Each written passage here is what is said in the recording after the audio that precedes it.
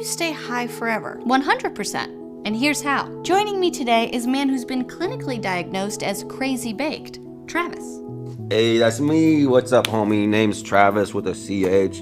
Very excited to be like a part of this, wherever I am. Where are we? You're in the void. Shit, I'm so high right now. That's right, because you smoke marijuana recreationally, which means the THC should work its way out of your bloodstream in about 2 weeks, except you have an undiagnosed lipid disorder. You got it from your parents, and your secret disease is now slowing your body's ability to convert the THC trapped in your lipids, forcing it back into the bloodstream and straight to your brain, re-intoxicating you without a single puff.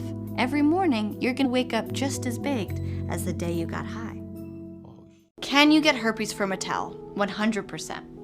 And here's how. Herpes is a virus that causes sores on your genitals and mouth. Doctors say herpes can only be transmitted through skin-to-skin contact, so technically, a towel can't transmit herpes, unless it's got some skin on it. Did you know that humans shed a full layer of skin every 2 weeks? Every 14 days, a human slips out of its skin coat. And what do humans dry their wet, flaky skin on? Towels. But how many of these herpes-rich towels could there be in the world right now? Let's crunch the numbers. There's 7.6 billion people in the world. 50 to 80% of the world's population has herpes. Each of those infected people has about 3 towels, one for face, one for body, and one for butt. So that means there could be up to 18 billion towels in the world, all waiting to give you herpes.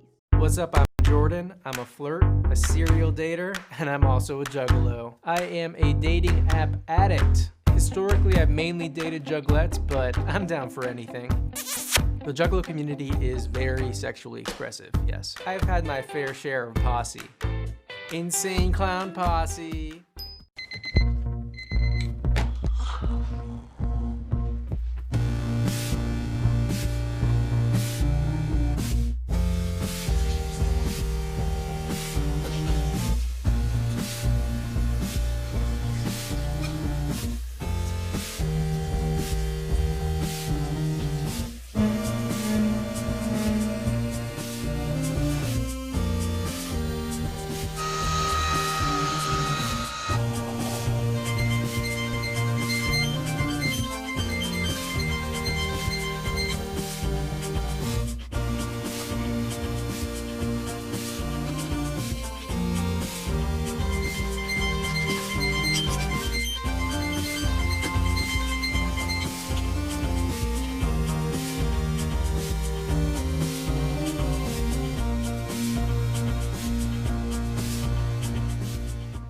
Here's my review of the types of masks that I've seen during the quarantine and what they say about the people wearing them. First off, we got people who are just wearing your classic surgical masks. Y'all are kind of like the Boy Scouts of the quarantine, all right? You do what you're supposed to be doing. I respect you, but I can't be you. Okay, next, the people who made their own custom masks because they want to express themselves. That's the worst look of the quarantine. Y'all are the same types of people who make your own custom graduation caps? No. Next, yo, the coolest look of the quarantine, the bandana. They got like a fun Mad Max vibe, and if it comes to looting a small family business, that's something we're down for too. I respect it. Next up, we got the category of people that I find myself in, the people who did not make a plan. Personally, I've just been wrapping this scarf around my face that I bought when I went to a music festival, and I didn't bring anything else. For people who understand our limitations. Ooh, lastly, we gotta address the people out there who are wearing absolutely no mask. You guys are the same people who probably don't wear condoms, which on one level I think is kind of cool, but on another level, gross. Humans have done horrible things for sport over the years, but as our society evolves, these sickening traditions must come to an end. My name is Grant Lindahl, and I'm a Pinata Rescuer. It all started at my little stepbrother's birthday party. I took some acid, suddenly it hit me, literally. I thought, if this hurts me this much, that donkey must be miserable. Long story short, I dropped out of art school and used my student loans to buy a farm, where I could provide all the previously abused pinatas, a stable, and a steady diet of candy. Most people don't know this, but farmers actually harvest pinatas by feeding them loads and loads of candy so they're never able to defecate. It's easy to do since pinatas don't have assholes. So I used my art school expertise to fashion these creatures the assholes their creator forgot to install. Okay, I won $100,000 and it was on TV, okay? This was, yeah, I know. It was, but you're saying wow because you live in Austin. Bitch, I live in Manhattan. I won $100,000 3 fucking years ago and people still think I have money, okay? Listen, that That is not how that works, okay? And I used to live in Alabama. If I still lived in Alabama, they'd be like, what, 3 houses and a trust fund for generations to come? I live in Manhattan. That's like 3 vodka sodas and like a splurge at the Cheesecake Factory with my friends, you know what I mean? My roommates are gone for the week. If you wanted to take a 2.5-hour bus to my place in Astoria and me off on my couch, that'd be really dope. Yeah, that sounds good. No. No? Well, what type of couch are we talking? A Barker, sectional, love seat, Chase Lounge? It's a nice futon. Yeah, I guess I'm free. There's always someone that tries to make you feel bad about what you enjoy. I call these people my parents. Hi. Oh, hey. I'm Milana. I'm Akila. Nice to meet you. Hey. How you liking the office? I like it. Fun office. Mm-hmm. Yeah, who's on your team? I have Lauren, Marina, Charlie. Charlie. Oh. You know Charlie? Yeah.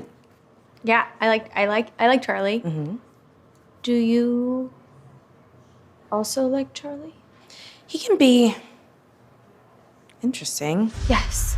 It's just sometimes He might be just a tad bit much. Okay, honestly, I fucking hate him. You're about to talk shit.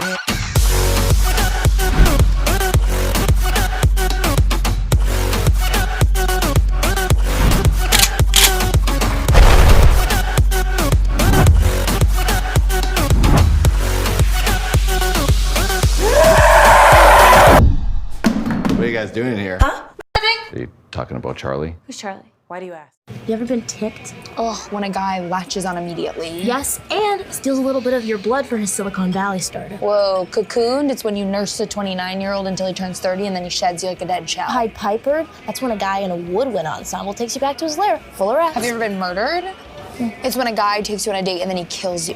Boys will be boys. Oh my God, fogo de chowing. It's when a guy invites you over so he can watch you eat steak for an hour. Rachel, that's disgusting. Really? That's where we draw the line? Yes, that is where I draw the line. I love you. Again. I love you. Again. I love you. Again. My name's Raj, and I founded Rage Restaurant, America's premier spot for settling scores. It's a place where putting motherfuckers in check before you ask for the check. The menu has plenty of starters to whet your temper. This makes it so that customers can go full rage mode. We're incredibly diligent about filling up your 3 glasses of water, so you'll always have something to splash. And of course our servers double as referees that can step in and moderate at a moment's notice. Or, if you don't have anyone to pick a fight with, they are trained in ultra-violent communication and are adept at roleplay situations. Or you can just slap them. We always make sure that the bill is incorrect, just to make sure you get one last good yelling match. Stuff on the house. Party people in the place to be. My name is Questlove, and I'm here to tell you about the birth of hip-hop culture. August 11th, 1973.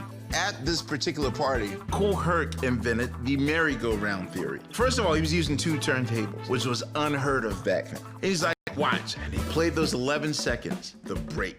And then when that part was over, he'd fade it and then go to the next song using this other turntable.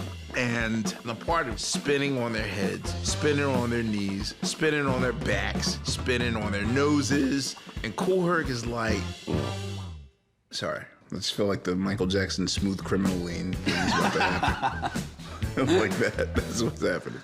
Anyway, so his claim to fame was inventing hip hop. I wish I could read. I really do. I try to read. I buy books, I open books, and then I black out and I'm on Instagram and I don't know what happened. Are you tired of feeling lonely as a young, independent, non-immunocompromised woman? Same. That's why I use Poll Worker. Poll Worker is a new way to meet people offline at a temporary workspace with other proactive citizens. All you have to do is click the link, find your location, and sit there for 12 hours. We met working the polls in 2012. Yeah, those first 4 years were really great. How old is your daughter? 4. Poll Worker helps me get laid. Yeah. And it saves my grandma's life. How do I know which voters are single? Who cares? Elections are all about switching things up or keeping them exactly the same. Whatever. I work every election, but this year the wife says it's too risky. which is a real bummer because I was looking forward to getting laid. Best part about meeting MILFs who vote? They already have husbands. Poll Worker, the app that gets you paid and potentially laid. Masks and other necessary PPE will be provided to poll workers. Condoms not included. Can you get pregnant from sitting on your boyfriend's lap? 100%.